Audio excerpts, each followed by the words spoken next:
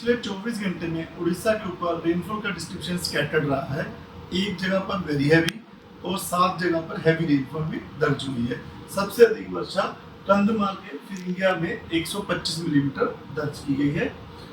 Significant weather system की बात करें तो मानसून तरफ जो कि अभी मीनसी लेवल पे जो अभी पास करी बीकानेर, अजमेर, गुना, दमोह, रायपुर, सिहोता और पुरी, उसके बाद ये ईस्ट साउथ ईस्ट होते हुए सेंट्रल बे ऑफ बंगाल तक जा रही है।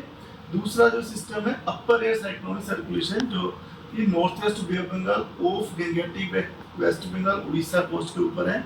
मीन सी लेवल से 1.5 से 5.8 किलोमीटर ऊंचाई के बीच में बनी हुई है और ऊंचाई के साथ है दक्षिण पश्चिम दिशा की तरफ इसका झुकाव है, झुकी हुई है।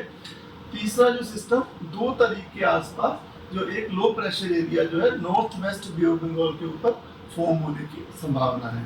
तो आज इन सिस्टम प्रभाव की वजह से जो डे 1 में हम एक्सपेक्ट कर रहे हैं कि गंजम, गजपति, कंधमाल, कालाहांडी, रायगढ़, कोरापुट इन डिस्ट्रिक्ट्स में आइसोलेटेड प्लेस में हैवी रेनफॉल होने की संभावना है, जिसकी वजह से येलो वार्निंग दी गई है।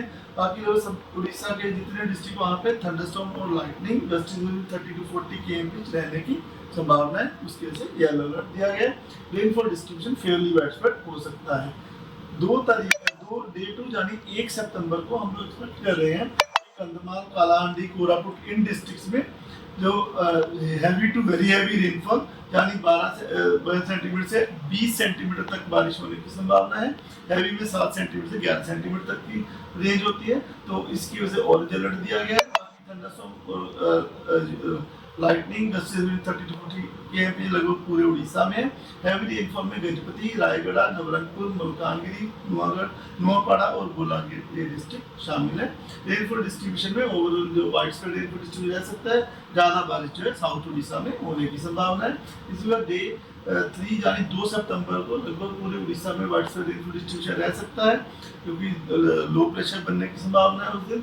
और जो हम एक्सपेक्ट कर रहे हैं कि मलकानगिरी, कोरापुट, नवरंगपुर, कालाहांडी इन डिस्ट्रिक्ट्स में वेरी हैवी रेनफॉल होने की संभावना, इससे ऑरेंज अलर्ट दिया गया है। बाकी नुआपाड़ा, बोलांगीर, सोनपुर, बौद्ध, कंधमाल, रायगढ़, गजपति, गंजम, नयागढ़, कटक इन डिस्ट्रिक्ट्स में आइसोलेटेड प्लेस में हैवी रेनफॉल के लिए येलो अलर्ट दिया गया है। बाकी लोग पूरे उड़ीसा में thunderstorm, lightning 30 to 40 km isolated place में होने की संभावना है, जिसकी वजह से येलो अलर्ट दिया गया है।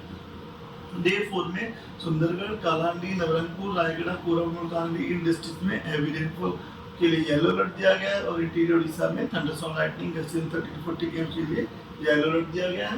लगभग पूरे उड़ीसा में फेयरली वाइडस्प्रेड रेनफॉल डिस्ट्रीब्यूशन रह सकता है।